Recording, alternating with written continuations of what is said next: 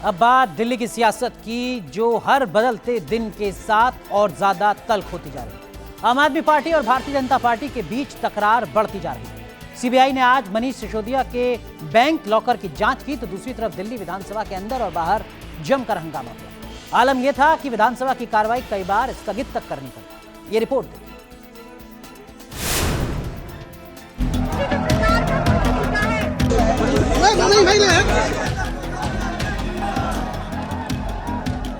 दिल्ली की सियासत में रस्साकशी जारी। सिसोदिया के घर के बाद बैंक लॉकर पर सीबीआई छापेमारी। विधानसभा के भीतर धरना पॉलिटिक्स। दिल्ली की सियासत में शोर शराबा है, हंगामा है और तेज है राजनीति के नपे तुले और सधे दांव। एक तरफ आम आदमी पार्टी है तो दूसरी तरफ बीजेपी। एक तरफ शराब घोटाला मामले में दिल्ली के डिप्टी सीएम मनीष सिसोदिया के घर और बैंक लॉकर में सीबीआई का ताबड़तोड़ छापा है, तो दूसरी तरफ विधानसभा के भीतर और बाहर राजनीतिक घेरेबंदी। हर सवाल का जवाब है और हर जवाब पर सवाल। तो जो चर्चा होनी चाहिए लिकर पॉलिसी के ऊपर विधानसभा के अंदर क्यों नहीं कर रहे, ये उनसे डिमांड चाहते हैं। वो बताएं कि सिसोदिया का ओबराय होटल में कभी नहीं गया, तो बयान दे दे। क्या कौन मना कर रहा है? एक एक प्रश्न का जवाब दे रहा हूँ। इनके भी प्रश्नों का जवाब दिए, प्रेस कॉन्फ्रेंस में खड़े होकर जवाब दिए, सीबीआई के सामने खड़े होकर जवाब दिए, बैंक में लॉकर पे खड़े होकर जवाब दिए। अब कह रहे प्रश्न के जवाब नहीं दे रहे। दिल्ली विधानसभा के भीतर बस इसी लाइन पर बीजेपी और आम आदमी पार्टी के बीच नोकझोंक चली, तो वहीं सीबीआई ने गाजियाबाद के वसुंधरा में मनीष सिसोदिया के बैंक लॉकर्स की जांच की। गाजियाबाद के सेक्टर 4 में मौजूद पंजाब नेशनल बैंक के ब्रांच में सिसोदिया अपनी पत्नी के साथ पहुंचे हुए थे। बैंक में सीबीआई के अधिकारी ने मनीष सिसोदिया के सामने ही उनके लॉकर की जांच की। करीब 1.5 घंटे की जांच के बाद सिसोदिया बाहर निकले और साफ किया कि सीबीआई के हाथ खाली रहे। आज सीबीआई उस लॉकर को खोलने आई थी, उसकी जांच करने आई थी। उन्होंने हमें भी बुलाया था।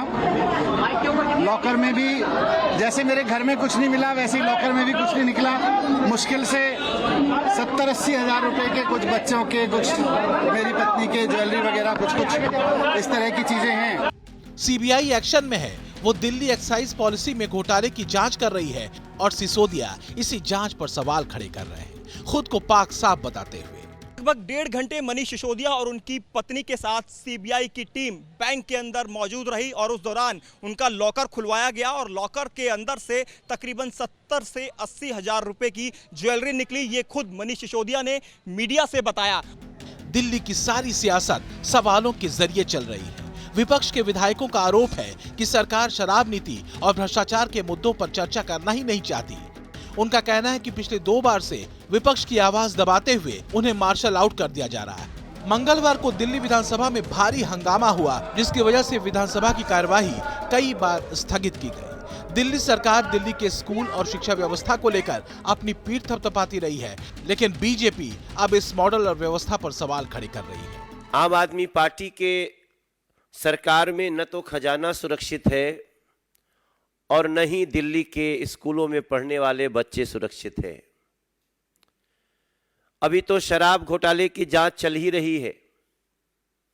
इसकी कड़ियां जोड़ने में एजेंसीज लगी ही हुई है। ऐसे भ्रष्टाचारियों को सजा मिले।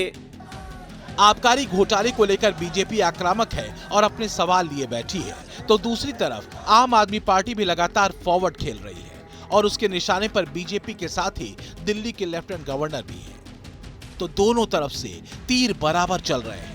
बीजेपी दिल्ली सरकार पर सवाल खड़े करती है, तो दिल्ली के सीएम अरविंद केजरीवाल भी एमसीडी को लेकर बीजेपी को घेरने में कोई कोर कसर नहीं छोड़ते। केजरीवाल ने एक बार फिर ट्वीट कर बीजेपी को घेरा।